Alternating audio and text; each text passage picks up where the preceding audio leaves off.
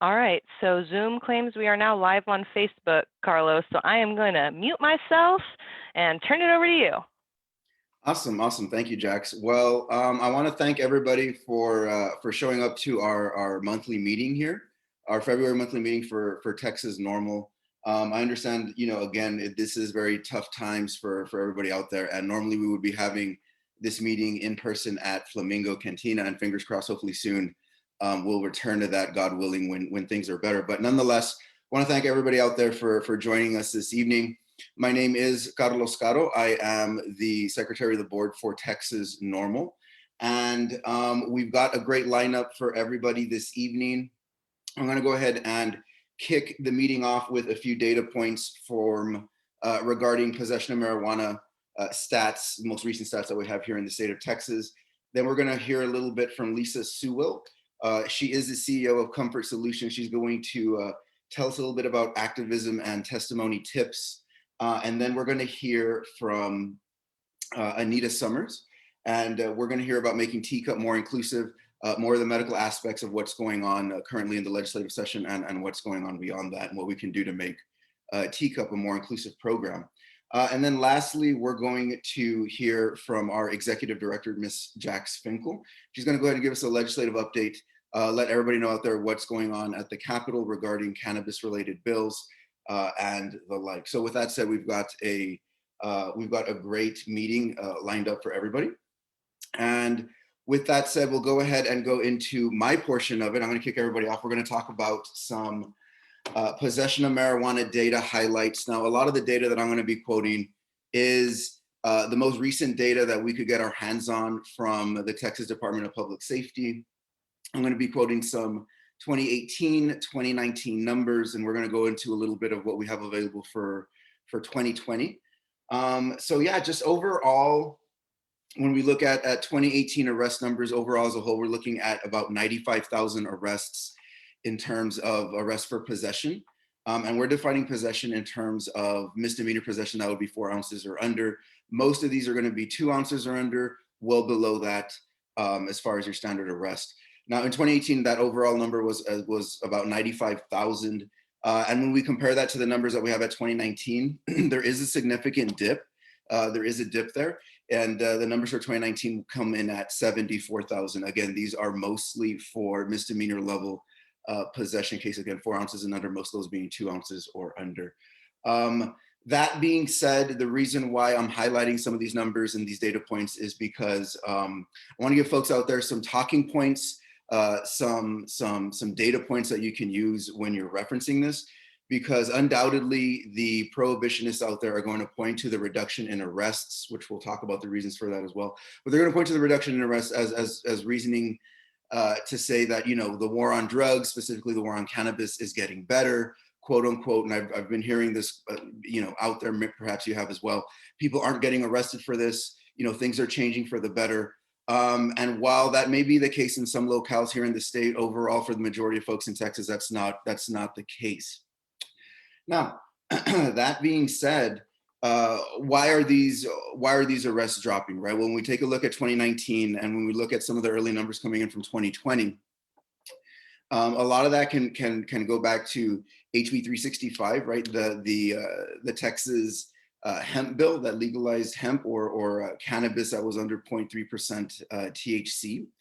A lot of local jurisdictions, DPS included, stopped prosecuting for this. They basically had no way of differentiating between legal cannabis hemp and your general cannabis, sativa cannabis indica with higher THC. So a lot of locales kind of put the brakes on those prosecutions, but nonetheless, 74,000 people were arrested in 2019.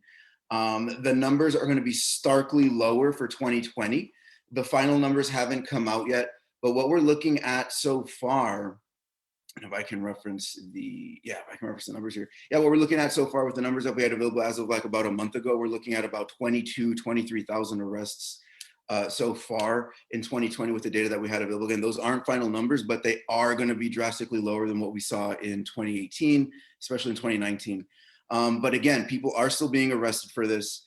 And again, the technology didn't exist out there to tell the difference or the differentiation between low THC legal cannabis and unfortunately illegal cannabis in the state of Texas. But now that technology does exist, we don't know how widespread it will be available to police departments or how quickly that will get off the ground. But the technology does now exist where that differentiation can take place.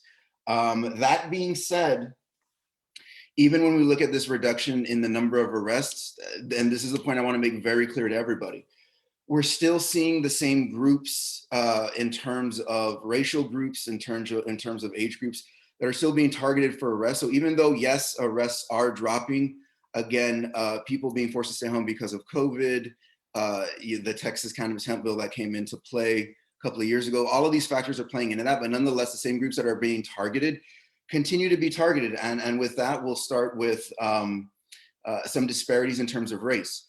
So, for example, even though we do see a drop in arrests, the most recent data that we have, the most complete recent data that we have coming from 2019 shows that while 30% of all arrests for possession of marijuana came from the African-American community, the African-American community as a whole only makes up about roughly 13% of state population. So even though African-American population only made up 13% of the state, they're making up roughly 30% of overall arrests for this. So again, I just want to highlight that arrests are still happening. It's still the same racial disparities that we are seeing in the African-American community and the Hispanic American community as well.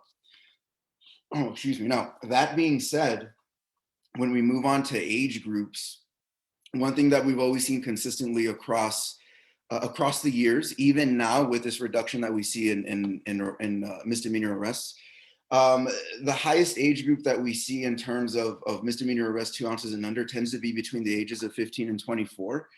I have a background as an educator, so I can, to me, I can speak to that perspective. When I hear the age group 15 to 24, I hear a high school freshman all the way out to someone who may be in college and graduate school.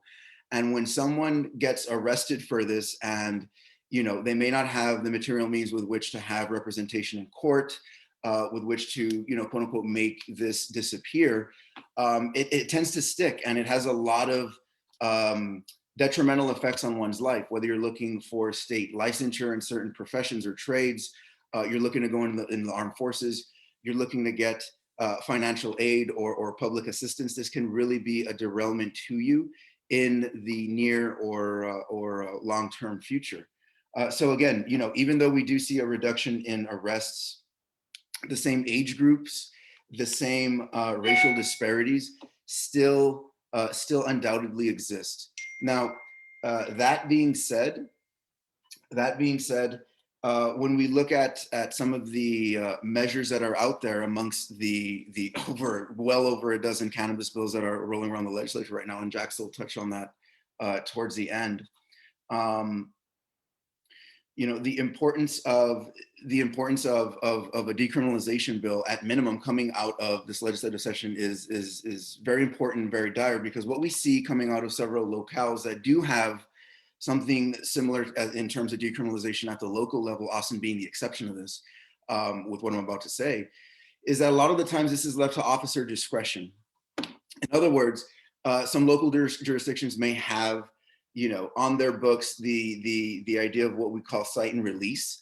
But many times that may be left up to officer discretion. And in many times we still see the same disparities arising in who gets arrested, mostly in working class zip codes and working class neighborhoods, mostly working class people of color. However, most working class people of color and working class people in general do get caught up in this, and they are the ones that don't have the material means with which to escape or get out of the secondary effects of a cannabis prosecution.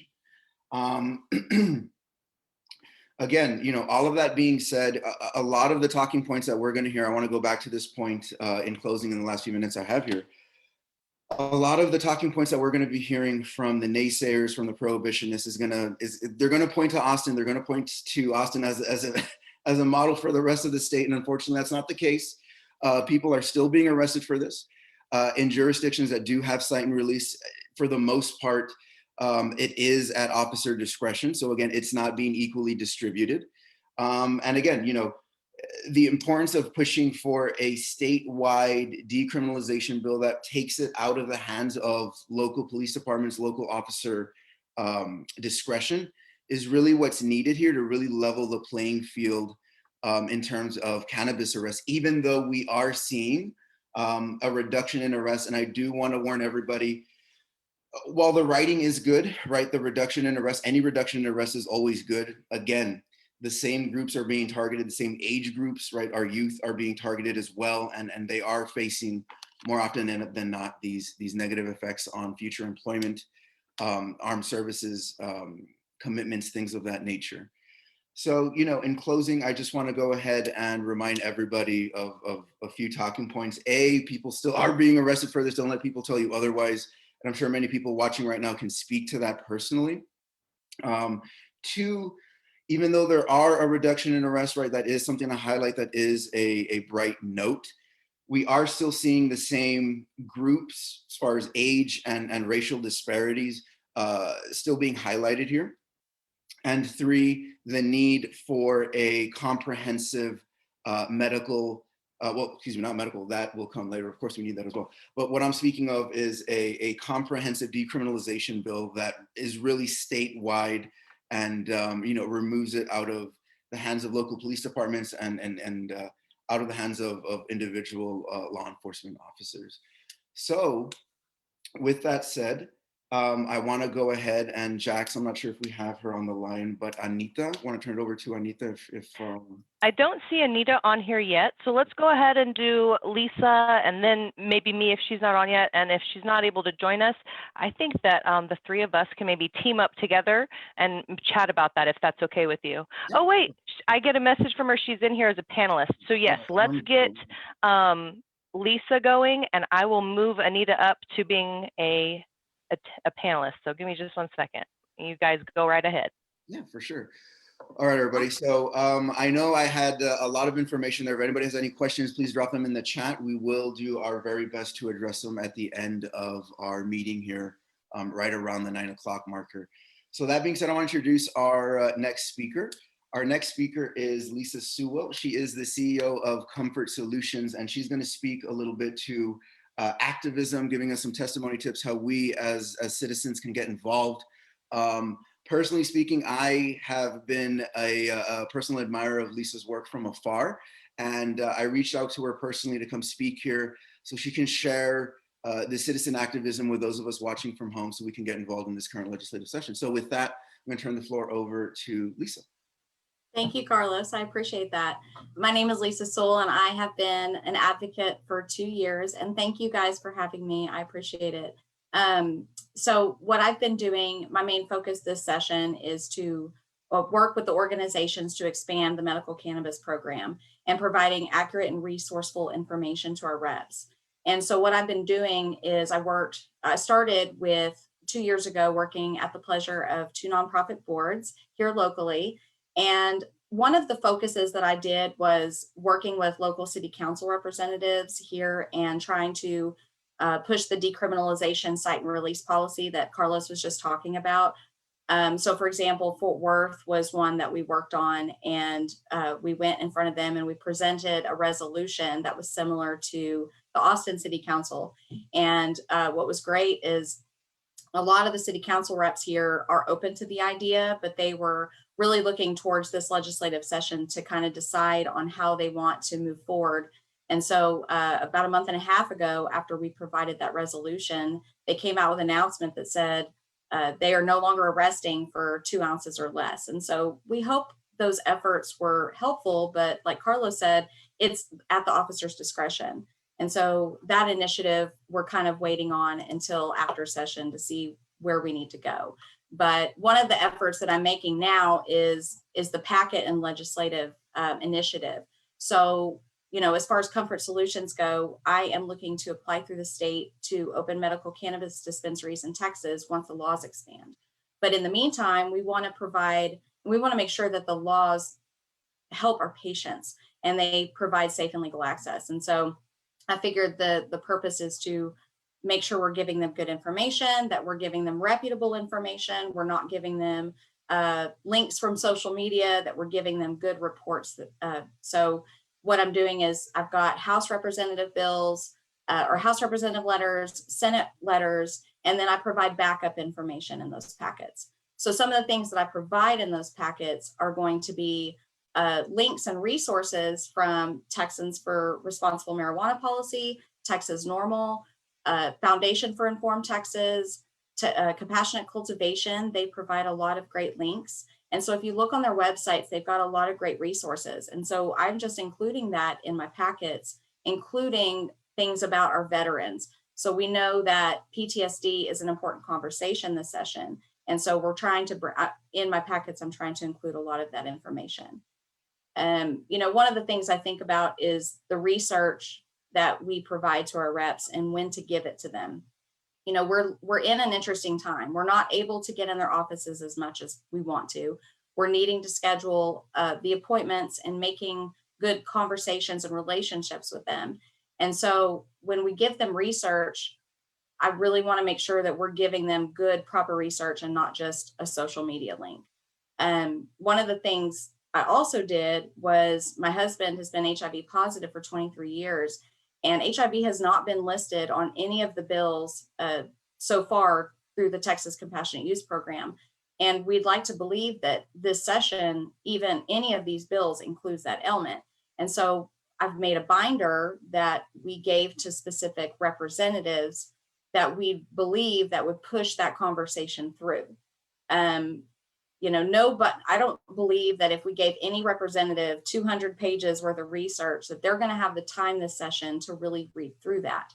But so I don't recommend that necessarily. I just believe that that's one of my hot topic items that I'm trying to push through. And I think that it's important as any advocate here, as we go through this session, to give good information that we talk about what we're focusing on. So for example, my representative is Matt Krause. He's District 93. And when I first started reaching out to him, I was trying to decide, you know, I wanted to build that relationship. I wanted him to listen to me about the cannabis conversation. He didn't seem interested the first time I talked to him. He wanted to talk about decriminalization, which is great. And I very much wanted to provide him with the information to move that conversation forward. But I really wanted to make sure also that he was pushing the marijuana program or the medical program. And so building that relationship ahead of session is so important. If you haven't done that, that's okay.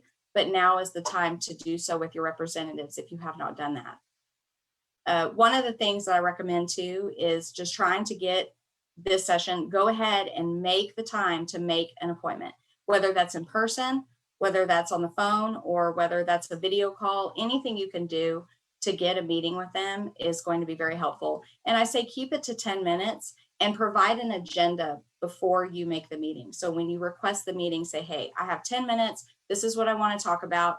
And I found that when I provide that agenda, that they make the meeting. They actually set the meeting. If I don't provide an agenda, they don't ever confirm the meeting. You know, and I believe that building those relationships are just so incredibly important. They're looking to their constituents to get good information during session. And so patience is going to be key. We are looking at an unprecedented time right now, and we need to do what we can. But if we don't do it, if we don't do the work, then who will? One of the tips that I think of when I think about what we're going to be doing afterward, there's always going to be progress that needs to be made with our bills. No matter what bill passes this session, there's going to be work to be done. So pick the topic that you're looking to focus on and stick with it and follow through. As far as, I mean, you've got different departments. Once a bill passes, you're going to have to deal with the Department of Regulation, the Department of Public Safety. So just keep in mind, there's always going to be something to be done. So pick what you're looking at, focusing on, and stick to it. Recommend working with your local advocates. I highly recommend that. One of the things that I've enjoyed the most about being an advocate is working with my local advocates here. We've done a lot of great work here in DFW, and we've got a lot of great representatives here. Texas Cannabis Collective does a great job at providing accurate information as the legislative continues. So, you know, just keep up with that. And then submit your testimonial. If you have not submitted that, I highly recommend doing that. Go to Texas NORML and submit that link. and there are volunteers that will help you craft that and give it to your representative. And then also, you know, a tip on the testimonial, I heard Joe Moody say it in the conference that, you know, the call chains where everyone calls and dials and you know, calls over and over and over again, trying to get support of a bill, that is not necessarily recommended this session because they're dealing with so many different challenges. I hope that keeps in mind, because I know that I was that person that would want to do those calls and dials. So stay registered with email updates through Texas NORML and Texans for Responsible Marijuana Policy. They will help you keep focused on what's happening with each bill. And if you have a bill that you're following that you really want to add detail to, whether it's a pro or a con, definitely feel free to reach out to your rep at that time and say, hey, you know, Representative Kraus, I love this bill, but here's what I don't like about it. I think making those conversations and continuing those conversations is going to be essential through this session. So good luck to everyone. I appreciate all of y'all's efforts. I think, you know, Texas has a history of making baby steps in their expansion. And this is the time where people are listening, and instead of getting discouraged, get motivated. So there are advocating training resources that I think Jax is going to talk about here soon about Lobby Day. Make sure that you attend Lobby Day, that you register for it, and you do the required training. That's going to be really helpful, I think, this session. So I think that's it. If anyone has any questions, let me know. I'm happy to help. Awesome. Awesome. Thank you, Lisa. Really appreciate that. So yeah, definitely you want to, just to recap some things that Lisa was saying, definitely want to start those relationships often and early, and then get that reputable information out there. Again, that being said, if anybody has any questions, I know we were dropping a few in there. We'll go ahead and get to them at the end of our meeting here. So with that, I'm going to want to turn it over to our next speaker. Our next speaker is an Air Force veteran. She's better known as CBD Genie. I'm going to turn the floor over to Miss Anita Sommers. She's going to go over making TCUP more inclusive. She's going to speak more broader to the medical aspect of what we're looking at this legislative session. So with that said, Anita, the floor is yours. All righty. Thank you so much, Carlos, for the intro and for all that you do for cannabis reform. Thank you to Texas NORML for the platform to share this knowledge and fuel the passion and keep the cannabis conversation going. And thank you, Lisa. Fantastic job. Great work. I'm going to go ahead and share my screen here. Let's see if I can pull this up. All right. Nope. Nope. And yes. All right. So let me go ahead and put this back here. All right. Can you see the screen correctly? Or I guess you guys are on mute. So I guess everything's looking good. So it looks great. Fantastic. Thank you. All right. Good evening, everyone. So my name is Anita, AKA CBD Genie, and I am a cannabis science communicator and the liaison between Mother Earth and the science behind her elements and compounds and microbiome. And I'm passionate about full plant, soil health, and regenerative sustainable practices. To all the like-minded individuals that share similar values, I'm just going to put these 3 ways we can get in touch, because that's how we better, continue this movement, when we all continue to work together. So the web, the gram, and email. So the overview that I'm going to be going over is the Texas Compassionate Use Program, also known as TCUP. I'm going to talk a little bit about cannabis research from across the globe, and just a couple of talking facts that when you're communicating with elected officials or your friends and your family. But before I get started, in honor of Black History Month, I have to say this quote because I love it very much. Every great dream begins with a dreamer. Always remember, you have within you the strength, the patience, and the passion to reach for the stars to change the world. So respect to Harriet Tubman. I'm so excited to be able to put this slide on there today.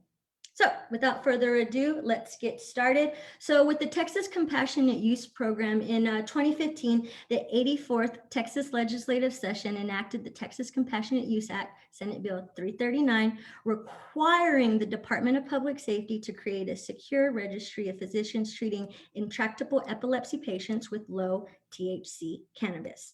Now notice the two words that I have underlined, epilepsy and low, for the low THC.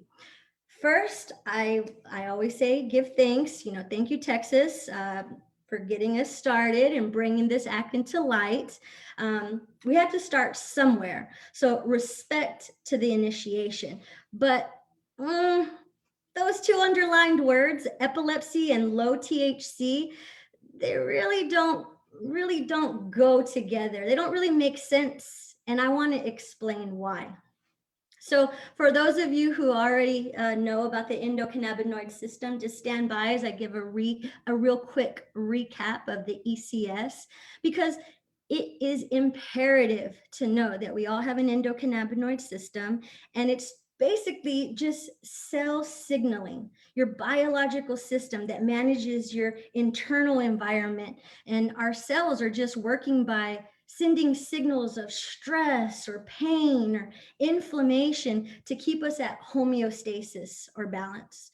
So yeah, basically the endocannabinoid system is just sending signals and receiving the message. So how does the body receive the signal? Well, cannabinoid receptors, CB1 and CB2. And these receptors or signal receivers are found on the surface of your cells. And they're found throughout the human body, your nervous system, internal organs, connective tissue, glands, your immune cells, all over. But the takeaway here, though, is that your CB1 receptors are predominantly found on your neuron cells, which works with your nervous system. So remember that. That's the takeaway there. So what are some examples of signals or ligands? So we have internal signals or neurotransmitters, anandamide and 2-arachidonoglycerol or 2-AG. But notice I haven't even mentioned cannabis, because this system is present and already functioning as we speak.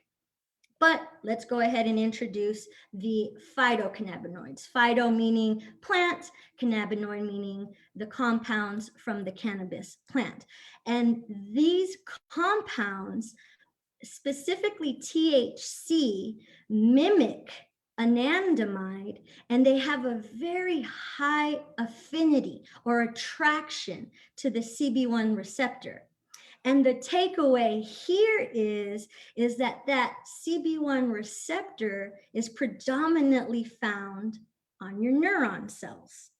So back to that statement where we're talking about epilepsy and low THC. So with all that being said, epilepsy is a neurological disorder, and it's where you have abnormalities in brain activity causing seizures and other side effects. And THC has a high affinity or attraction to CB1 receptors that just so happen to predominantly be found on neuron cells. So why would they limit neurodegenerative ailments, the THC compound that has a high affinity specifically for neuron cells? That's what I want to bring to light. And so I'm going to go ahead and keep on going with the 2019 86th Texas legislature expanded the program to include additional medical conditions and physician specialties for which low THC cannabis may be prescribed. The Compassionate Use Registry of Texas, the CURT system, has undergone the necessary modifications to allow additional physician specialty registrations and support patient prescriptions for these additional conditions, House Bill 3703. So the additional ailments are, well, they removed intractable from epilepsy, multiple sclerosis, MS, amyotrophic lateral sclerosis, ALS, autism, terminal cancer, and incurable neurodegenerative diseases. So earlier I mentioned the endocannabinoid system, but now let's think about the other systems of the body. What body system does the Texas Compassionate Use Program favor?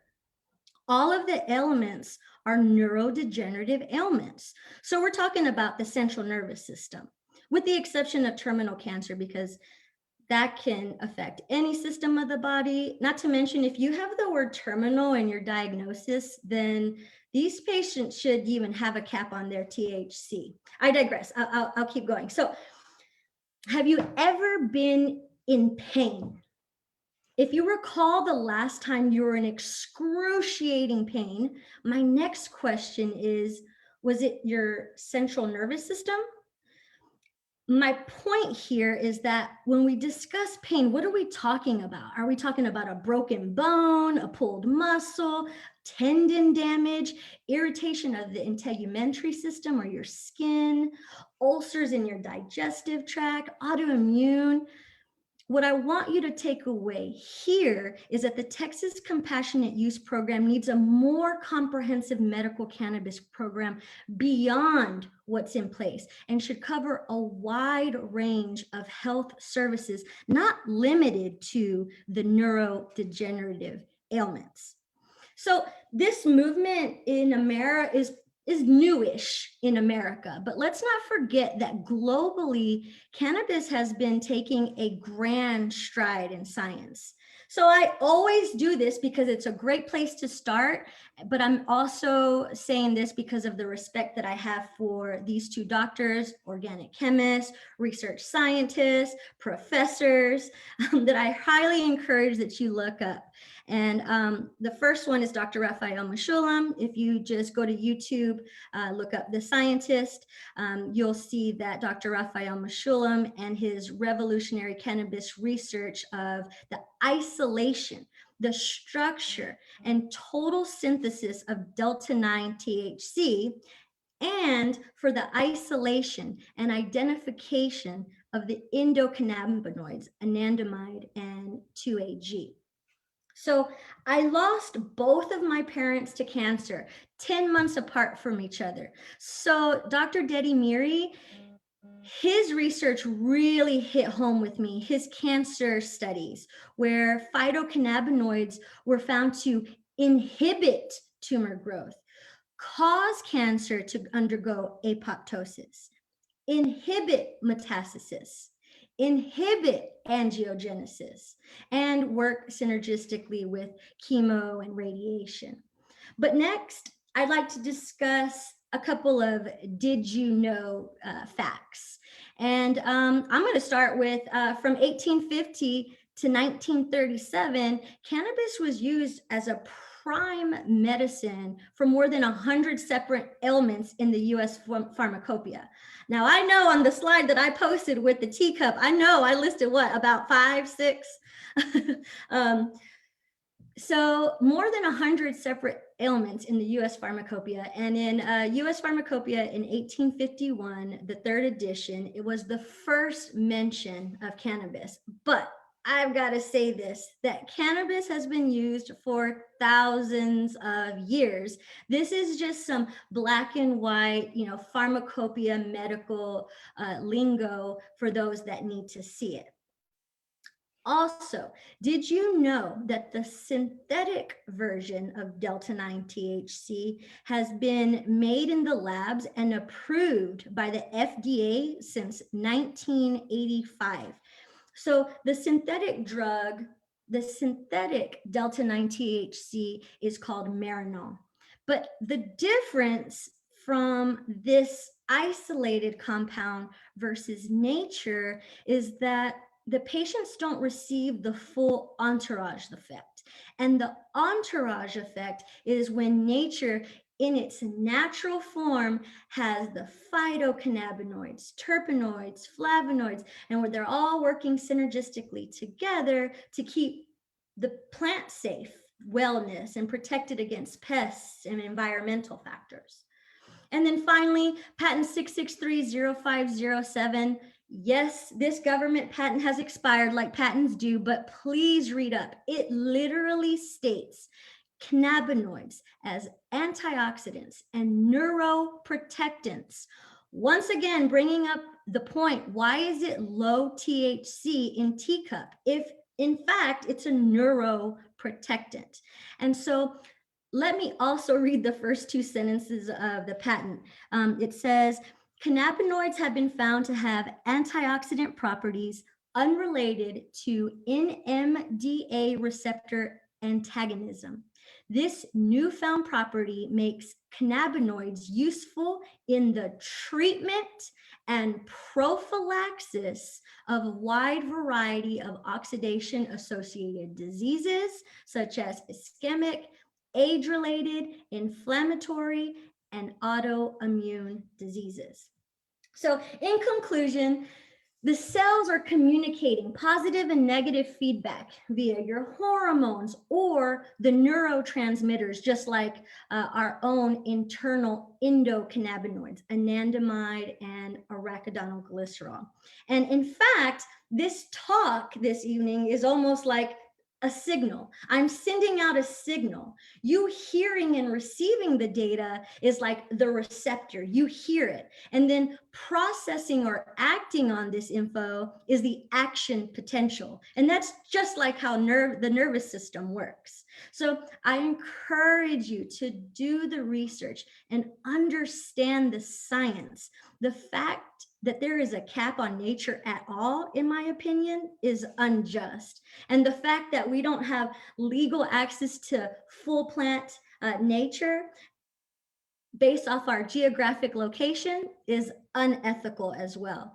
So when you speak to your elected officials, your friends and family, educate them about the beautiful facts of cannabis and elevate the conversation, because this mission is a calling higher than I've ever heard. So for all of those who, just like me, that the mission has gotten under your skin and into your heart, we have to continue to collaborate to move forward and making this happen. Once again, I am CBD Genie, and I absolutely love science. So I could go on this forever, but you know what? I'm gonna stop sharing my screen real quick, because what I also wanted to share is this is a neuron cell that I made, little DIY, and this is a delta 9 molecular structure.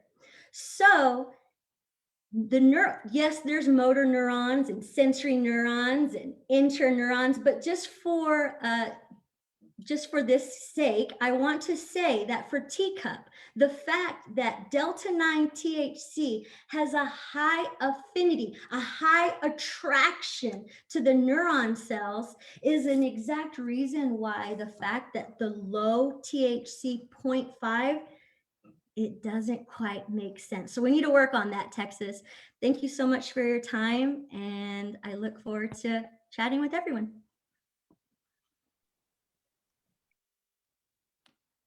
All right, thank you, Anita. Yeah, amazing, amazing. That's exactly why I asked Anita to come on. Lots of information in such a short amount of time, right? We got science, we got legislative tips, good stuff there. So with that said, I want to go ahead and bring on our last speaker for the evening. So our executive director, Ms. Jax Finkel, she's going to go ahead and give us a legislative update, give us the lowdown on what's going on at the Capitol. So with that said, Jax, go ahead and take it away. The floor is yours. Awesome. Thank you, Carlos. So I have been watching the Facebook stream and checking out the Q&A here. I've seen some good questions and comments. We'll get to those in just a little bit, but I do want to touch on some legislation. So as Carlos mentioned, there's been a lot of bills filed. We are actually already at over 24 bills have been filed. So that is a lot of legislation. And we've been hearing from a lot of people, you know, what's your priority legislation? You know, which bills are the ones you're going to go after? And so I want to preface all of this by saying more bills are going to be filed. So we have highlighted some of the legislation that we think checks very important boxes of things that we want to see done and we think are good bills, but we have not yet set our priority bills because we know that there's going to be more to come. So with that being said, I want to touch on some of the really good bills that have been filed. So again, this is not exclusionary. This is just out of the 25. I can't talk about all of them. So I will highlight these. So in the House, Representative Dominguez has filed a bill, HB 43, and it would allow doctors to decide which conditions and what amount of medicine needs to be dosed for a patient. Of course, it would prevent smoking still. That's already in our statute, so it still reinforces that. And instead of having that low THC verbiage that Anita was talking about, it actually replaces it all with medical and therefore removes that cap. It also lowers the licensing fee. Something that we didn't talk about today, but we often talk about is some of the very high licensing that we have here in the state, and it can be I think upwards of almost $750,000 every 2 years, depending on your different number of employees, et cetera. So I think that's really important that we make licensing fees more reasonable. Now, if we want to talk about medical cannabis on the Senate side, we have Senator Jose Menendez, who filed SB 90, and he has been a longtime supporter of medical cannabis. He has experienced firsthand through family members understanding why and how cannabis can help people. And so he's really gone for a inclusive bill. And this one removes that low THC verbiage. It actually would even provide reciprocity for non-residents. So if you have a card somewhere else, if you come and visit us on vacation, you could still get your medicine here. It protects parental rights, which is extremely important. It also allows for independent testing. Right now, the people who are creating the medicine are also doing their own testing. And while we think that they are acting in absolute good faith, as licensure grows and more licensees are around, independent third testing will become more and more important to make sure that we have that high quality product for the end game or the end user, the patient. It also would change the specialized physicians to being medical practitioners, so that would allow a broader array of medical professionals to prescribe medical cannabis. It even allows for home cultivation, and it also has the reduction in the fees that we talked about, and it fixes this prescribe and recommend language. You know, we've had a lot of conversations about this.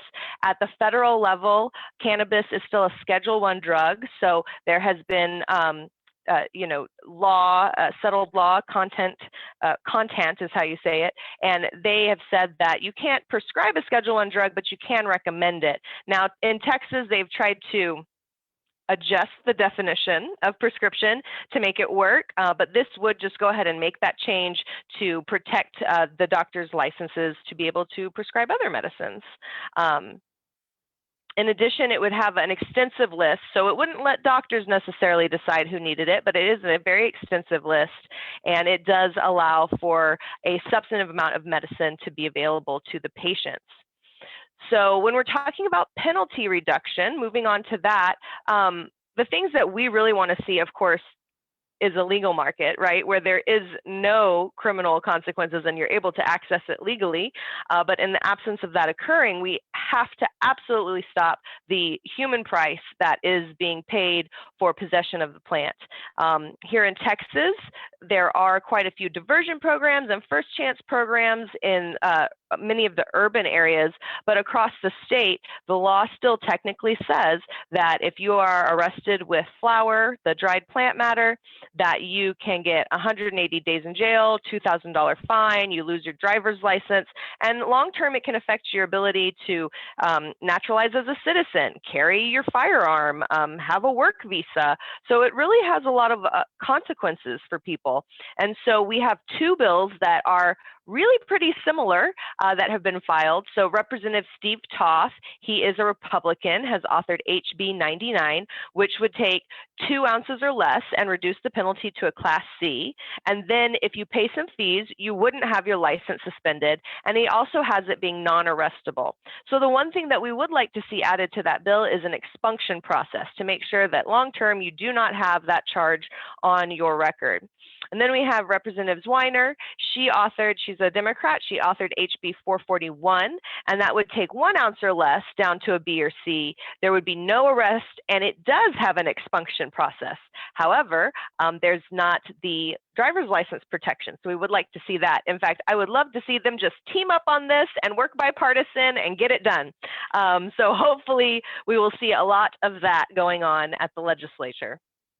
So I want to also touch on retail cannabis. So there is Representative Joe Moody, who I'm sure everybody remembers from his long time work and support for penalty reduction. He has graduated, if you will, to supporting a legal retail market for cannabis consumers. Of course, it would be 21 and older.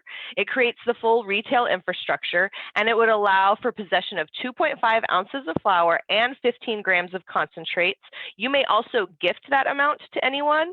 It allows for personal cultivation, and it also specifically disallows driving under the influence of cannabis.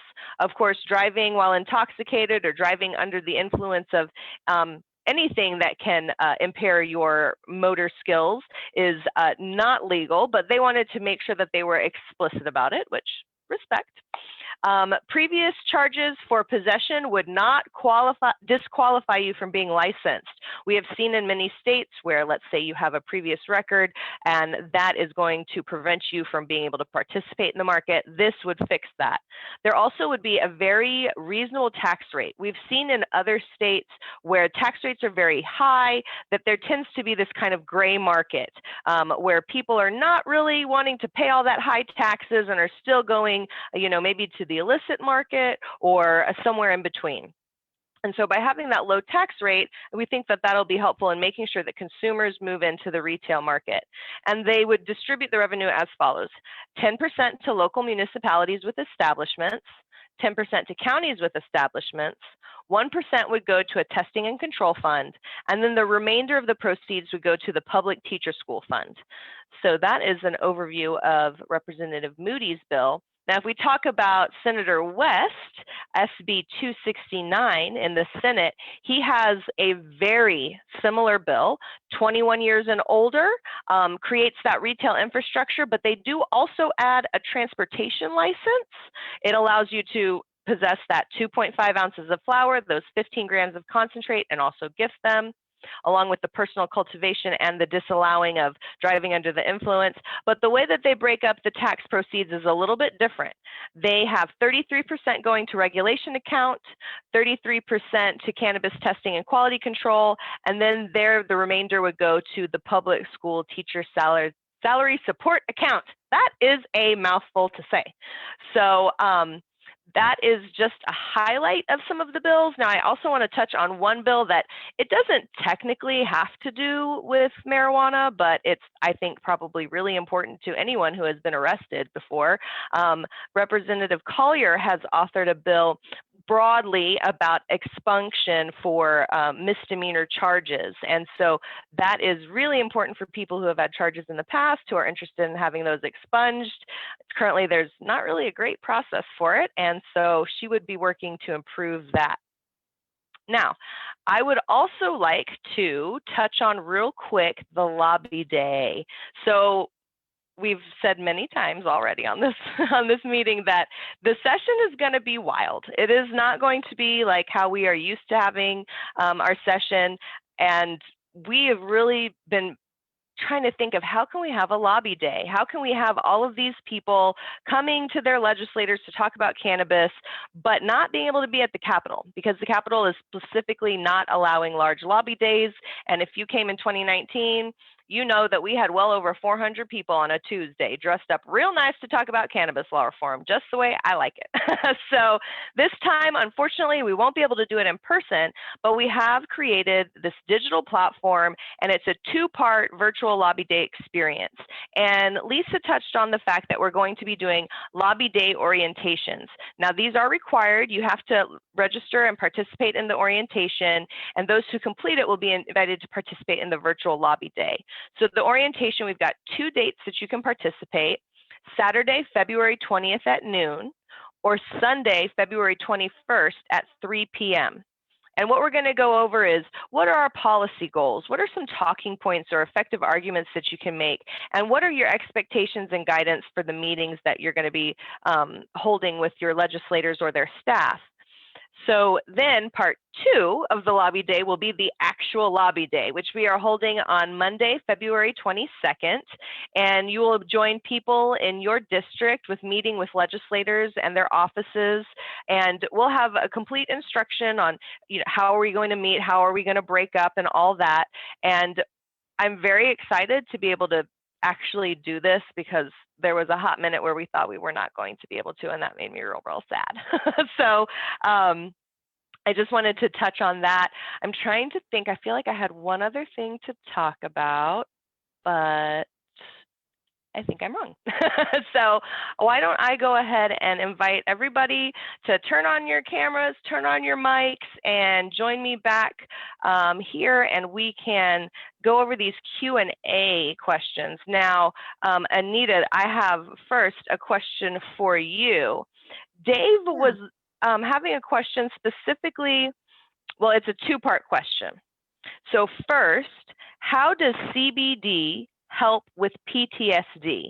If PTSD is added to TCUP, how will it help patients and veterans that have PTSD? Ooh, that's a good one. Because, and this is just my personal opinion, because I'm not a physician, but just from the knowledge that I do know, CBD is more of,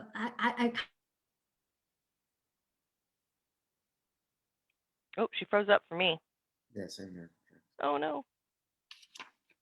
kind of put it more in a, can you hear me? I can now. There's a little jump there, sorry. Okay. Yeah, so again, I was stating that I'm not a physician, but just with my understanding of how the therapeutic compounds work, CBD in my mind is more of like a strong anti-inflammatory, and PTSD in my mind is more of, it's a recall and a neuro, like messages in the mind, in the brain. And I feel like what I was targeting earlier about talking about THC and how it has that high affinity for the neuron cells, I really, that's a fantastic question with CBD, because it does help with like anxiety and brings you back to balance in a homeostasis way. But I am such a strong supporter of full plant that I just feel like the combination with the entourage effect with THC and CBD combined is really how the balance really occurs. That's my honest opinion with what I know today. Well, Dr. Wendy Askew has a little thing she wants to chime in. I know you know Dr. Wendy. She says CBD downregulates an overactive amygdala, which is where the fight or flight response originates. So it would be helpful with that. Now, another question that Dave had was talking about one-to-one medicine, right? So here in Texas, technically you can only have 0.5% THC, but these Certera and Compassionate Cultivation have come up with these one-to-one formulations. Can you give us a little bit of an idea of what does that mean, one-to-one, and how does that affect how you might dose yourself? Well, once again, with the plant and how it happens naturally, it's not always exactly one-to-one, even in nature, but to be able to have some type of a range and where to work from in starting your, because we're all guinea pigs in this, right? We all have different deficiencies and we all have different ailments. So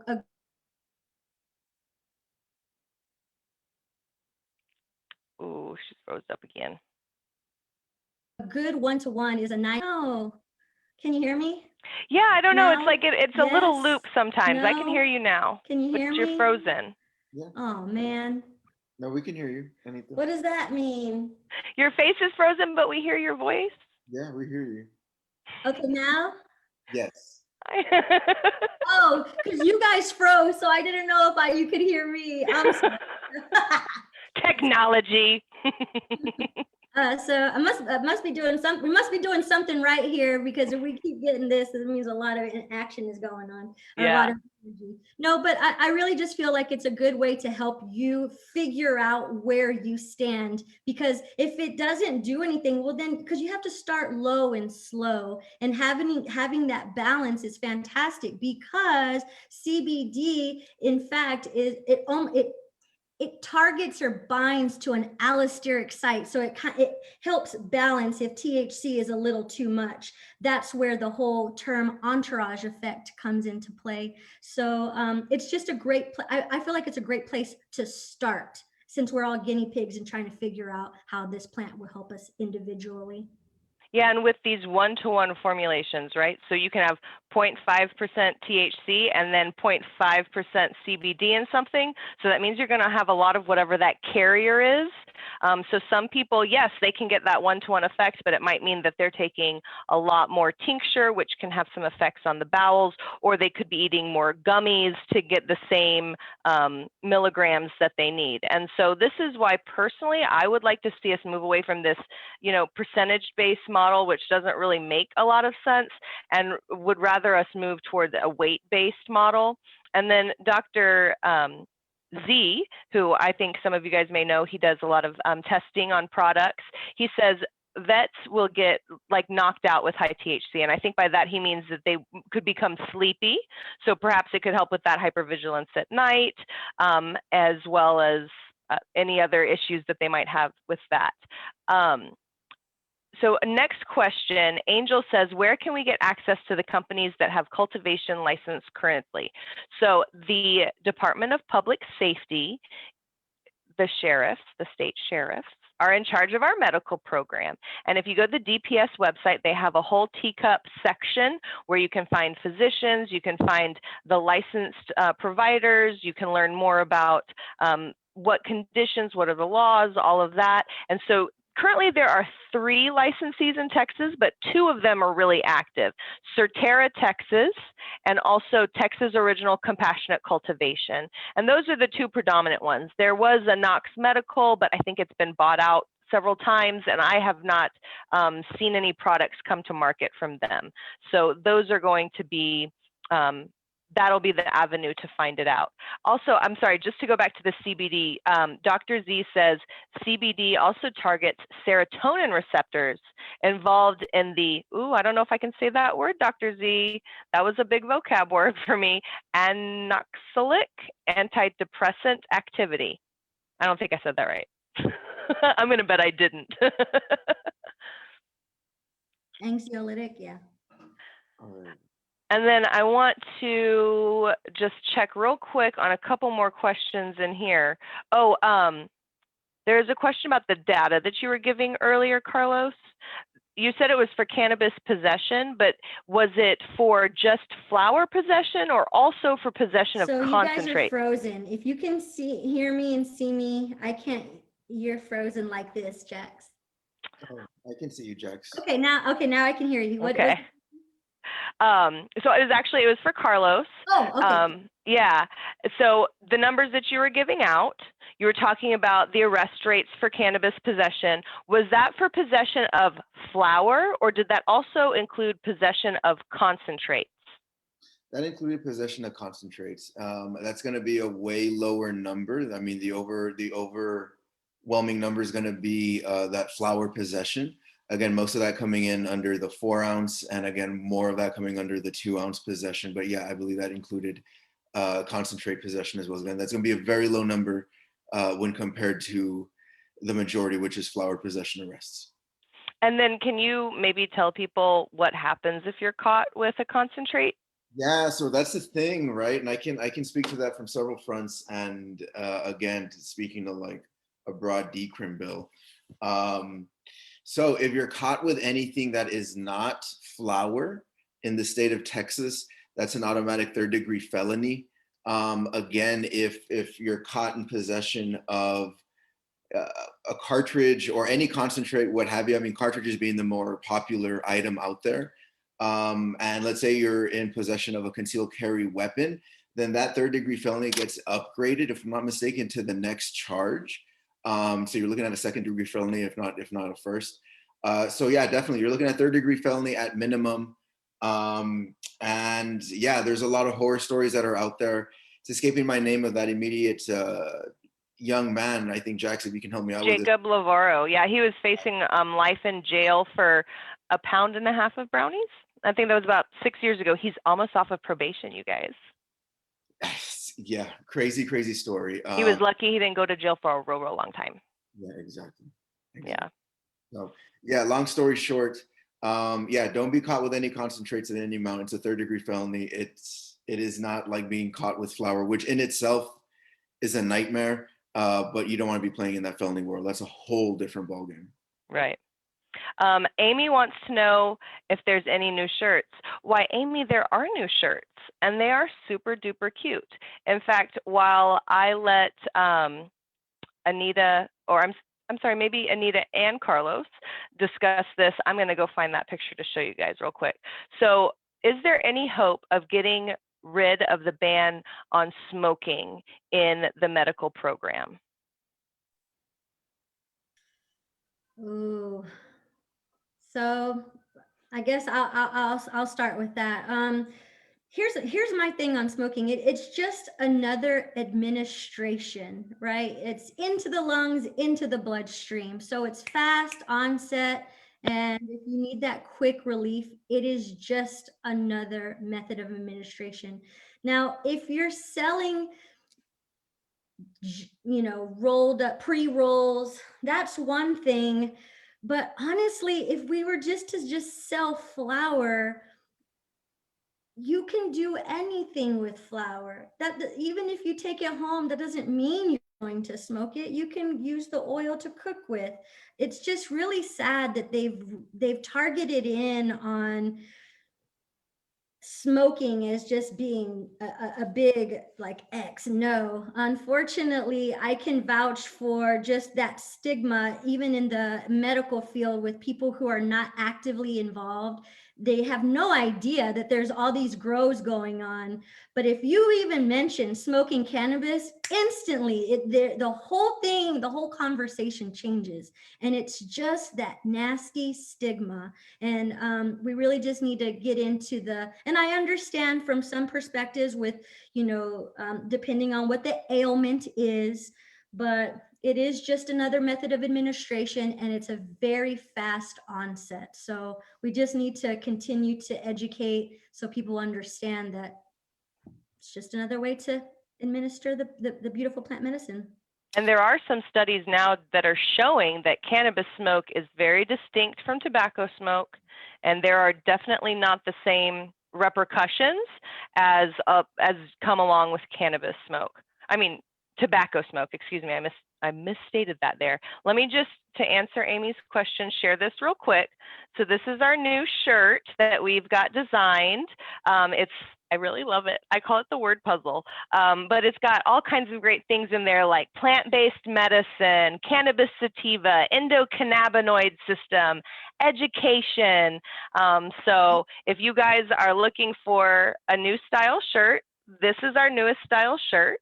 We also are going to roll out a new membership package at the supporter level, where you're going to get a specialized cooler tote from us, and it's super cute, and I want one right now for me. So I'm excited about that. So Amanda would like to know, what bills completely eliminate qualifying conditions from Texas Compassionate Use Program and allow doctors and patients to determine what conditions might be improved by whole plant? Now, I'd have to look through all the lists because I do not have all 25 specifically memorized, but I know that there are at least a minimum of 3 that remove a list and simply make it where a doctor and a patient could decide together as to what would be best for them. Jesse says, are we working to put depression and bipolar disorder in TCUP? I would like to see this happen, and what can I do to help? Yes, I would love to see all of this included. And if we can get a bill that doesn't have a qualifying condition list, then you are in and good to go. Unfortunately, there is still stigma against some mental health issues that people have. And so it's going to be a lot of, you know, Jesse, you got some research for me that's like gold standard research that we can take to them. That would be really helpful, which actually also I wanted to add on real quick to what you were saying, Anita, about smoking, the stigma against that. Well, here in Texas, last session in 2019, we changed the age for smoking tobacco from 18 to 21. So already the vibe, the air, the feeling about inhalation, smoke inhalation consumption is already fairly negative. So we're fighting a pretty uphill battle on that. Definitely. If I can just add one last thing to the smoking discussion as well, just to kind of build on what's already been said. Yeah, absolutely. Just like what Anita was saying, it's just another form of administration. And in terms of bringing this up, if you're going to bring this up as a talking point with legislators or anybody else, you're going to want to bring up the research that's out there that shows, you know, it being a quick form of administration, this, that, and the other. Because like Jax is saying, we're fighting an uphill battle with the stigma of smoking overall in general. So yeah, definitely, you're gonna want to bring some facts and stats to the table when you're going to bring this up if you're trying to persuade someone in power to do this. Yeah. And then Felipe says, what is being done to show the efficacy of microdosing for long-term chronic pain users?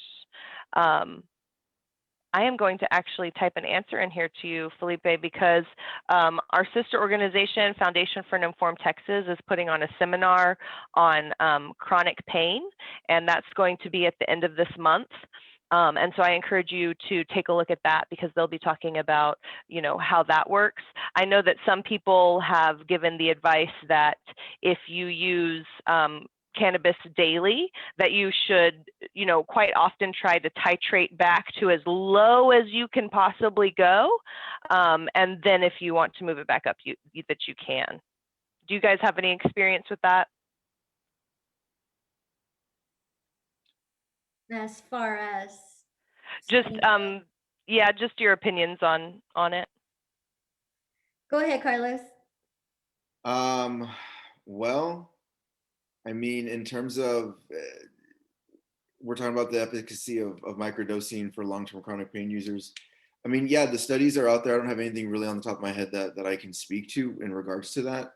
I would point you to the direction that Jax dropped that link into. I saw that link that Jax dropped in the chat there.